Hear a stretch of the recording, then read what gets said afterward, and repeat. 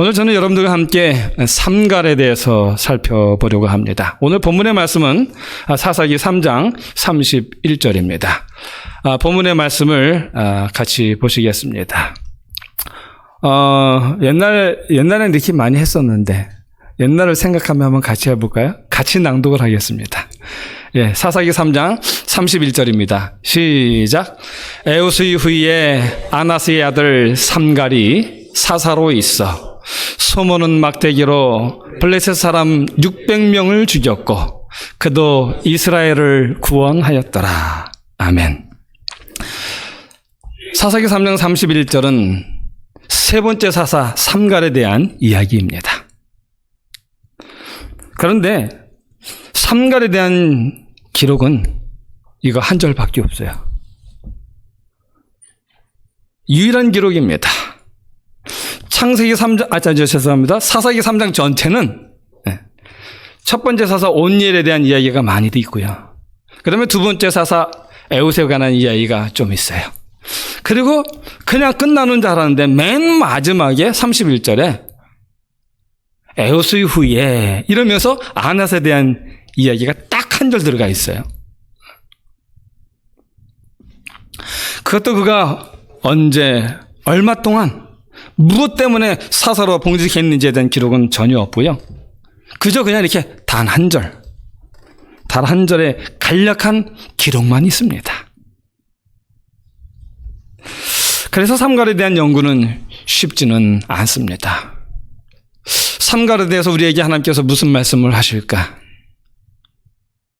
깊이 생각하고 묵상하고 고민했습니다. 그러던 중에 하나님께서 깨닫게 하셨고요. 그리고 그 깨닫게 하신 것을 따라서 연구하다 보니까 이 삼갈의 이야기는 우리에게 정말 중요한 하나님의 교훈이 담겨 있구나. 우리에게 주시는 하나님의 메시지가 있구나 하는 것을 발견하게 되었습니다. 이 삼갈에 대하여 연구할 수 있었던 단서가 딱 두 가지가 있습니다. 딱 두 가지밖에 없는데 그 첫 번째 단서는 무엇인가 하면 그의 아버지의 이름입니다. 성경은 삼갈을 이렇게 소개하고 있습니다. 아낫의 아들 삼갈이 사사로 있어. 여기 삼갈의 아버지가 나오는데 그 아버지의 이름이 아낫이라고 이야기를 하고 있습니다. 삼갈의 아버지의 이름은 아낫이라. 그리고 삼갈은 그 아낫의 아들이다 라고 하는 것입니다.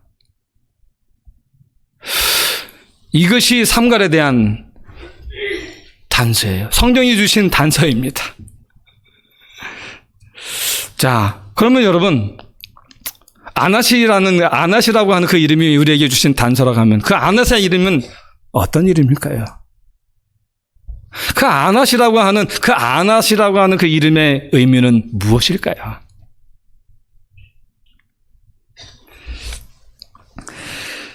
그 아낫이라는 이름을 살펴봤더니 그 아낫이라는 이름은 다름 아닌 가나안 여신의 이름이에요. 가나안 여신의 이름이에요.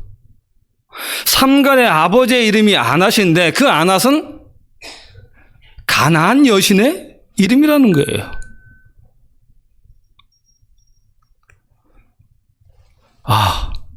이게 우리에게 뭘 말하고 있는 겁니까? 그 삼갈의 아버지의 이름이 아낫인데 그 아낫은 가나안 여신의 이름이다. 그러면 그 삼갈의 아버지는 어떤 사람이에요? 삼갈의 아버지는 가나안 여신을 섬기는 사람이라는 거예요. 그의 아버지는 하나님을 섬기는 사람이 아니라 가나안 이방신을 섬기는 사람이라는 것입니다. 그리고 좀 더 생각해 보면 그 아낫이라는 이름은 누가 지어줬을까요? 그 아낫이라는 이름은 삼갈의 할아버지가 지어줬겠죠. 그러면 삼갈의 할아버지도 누굴 섬기는 사람이에요? 가나안, 그렇죠? 이방신을 섬기는 사람이라는 것입니다. 그렇다면 삼갈도 어렸을 때에 하나님이 아니라 누구에게 봉헌되었을까요? 가나안 신에게 봉헌됐던 사람이겠죠. 우리가 어린 아이들 봉헌식 하는 것처럼 그도 어렸을 때에 하나님이 아니라 가나안 신에게 봉헌되어졌던 사람이라는 것입니다. 사사기 3장 31절은 아낫은 그런 가정에서 태어났다고 말합니다. 하나님 전혀 알지 못하는, 하나님이 아닌 가나안 신을 섬기는 그런 가정에서 태어났다고 우리에게 인포메이션을 주고 있습니다. 자, 두 번째 단서입니다.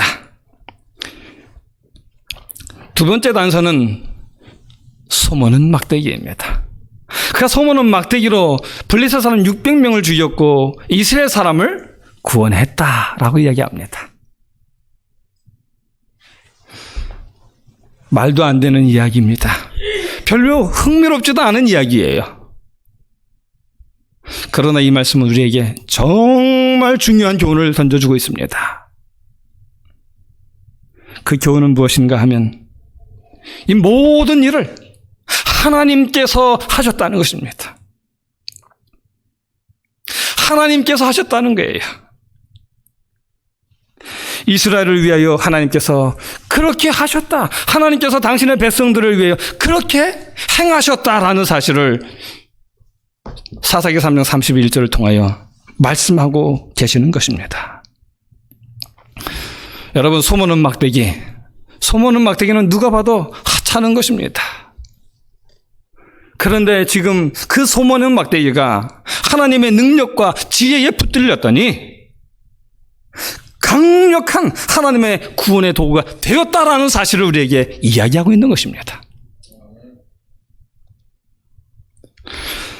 그래서 삼갈을 통해 우리에게 주시는 하나님의 메시지는 삼갈이 한 것이 아니라, 사람이 한 것이 아니라 하나님이 하셨다는 것입니다. 삼갈이 의지한 하나님께서 다 이루어 주셨다는 사실을 우리에게 명확하게 이야기하고 있는 것입니다. 하나님이 역사하시기만 하면 삼갈의 손에 달랑 들린 그 소모는 막대기, 그러나 그것이 엄청난 일을 이루었고요. 엄청난 역사가 이루어졌습니다. 우리가 아무리 별 볼 일 없는 사람이라 할지라도 하나님을 사랑하고 하나님이 손에 붙들린 사람이 된다면 우리도 내 가정, 그리고 내 교회, 그리고 내가 속한 이 사회를 위한 구원의 사사가 될 수 있다고 우리에게 말씀하고 계십니다. 그러니 전능하신 하나님을 전적으로 신뢰하고 그분만 바라보고 그분만 의지하라고 우리에게 말씀하시는 것입니다. 하나님은 작은 것이라 할지라도 아주 요긴하게, 그리고 당신의 가장 큰 능력의 도구로, 훌륭한 도구로 그분은 사용하십니다.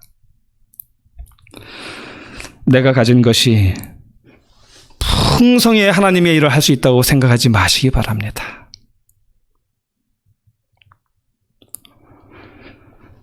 나의 능력이 많아야 하나님께 쓰임을 받는다는 생각은 틀린 생각입니다.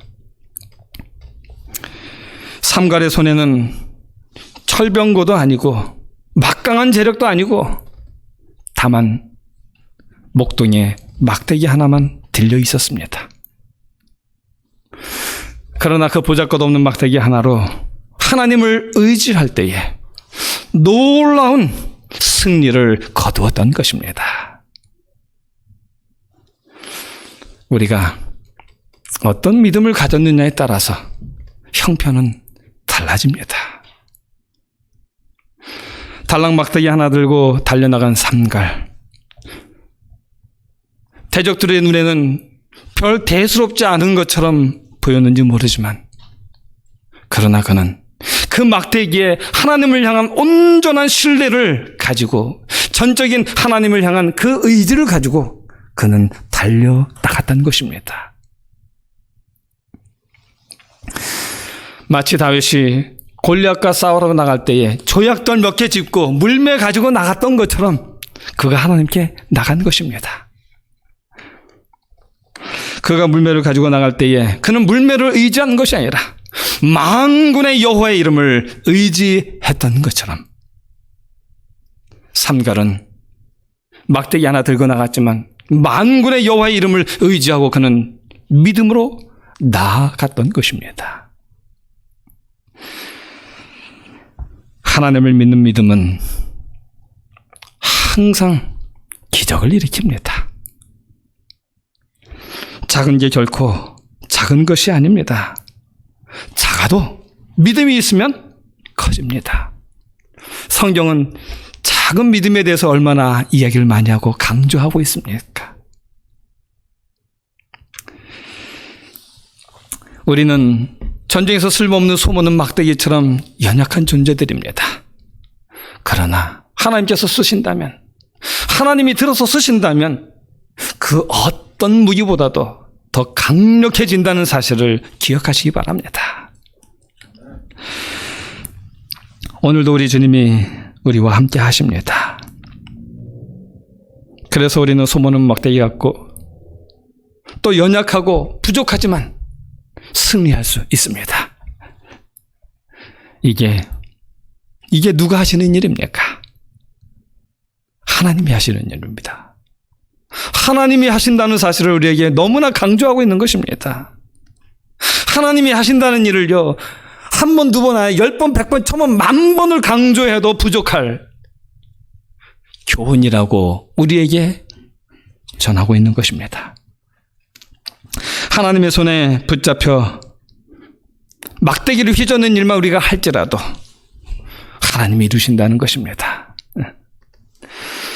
우리의 작은 것들이 하나님의 손에 붙들려지면 큰 역사를 이루는 하나님의 능력이 됨을 믿으라고 말씀하고 계십니다. 여러분, 하나님이 모세에게 물으셨어요. 내 손에 든 것이 무엇이냐?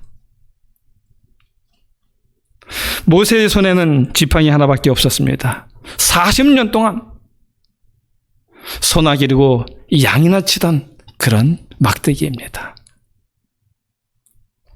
그러나 하나님께서 그것을 사용하실 때에 바로왕 앞에서 많은 기적을 일으키셨고요.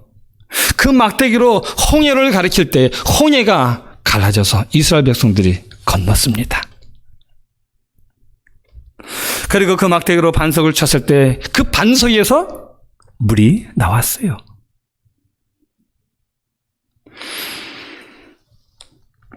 오병이어는 작은 소년을 위한 보잘것없는 도시락이었지만 하나님의 손에 내려질 때에 5,000명을 먹이고 12광주려나 되는 많은 떡을 남기는 기적의 도시락이 되었습니다. 하나님이 하시면 보잘것없는 것이 볼만해집니다.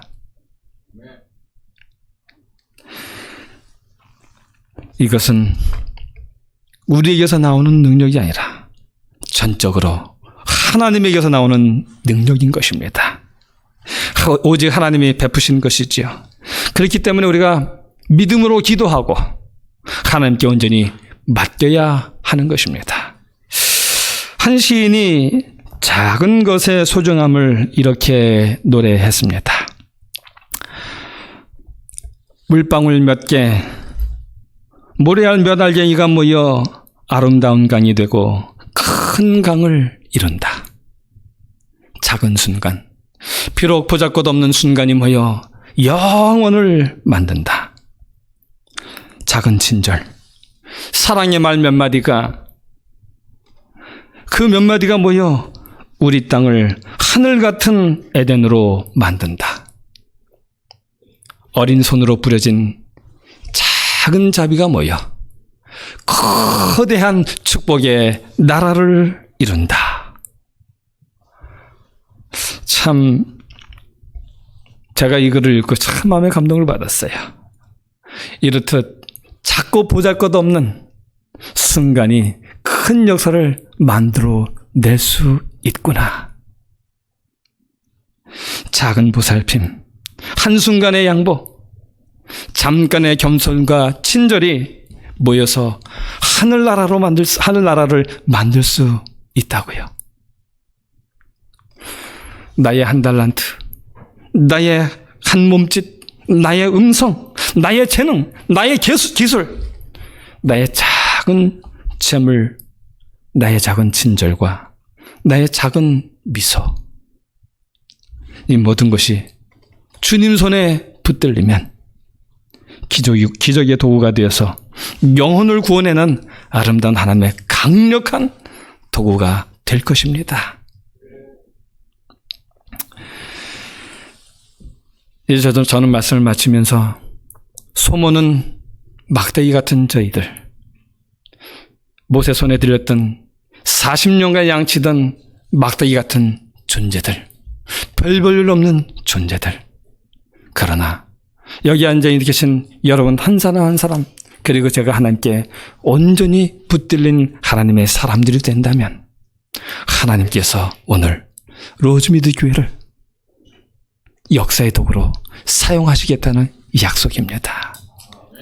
하나님께서 오늘 우리를 통하여 당신의 놀라운 모든 일들을 성취하시겠다는 아름다운 약속입니다.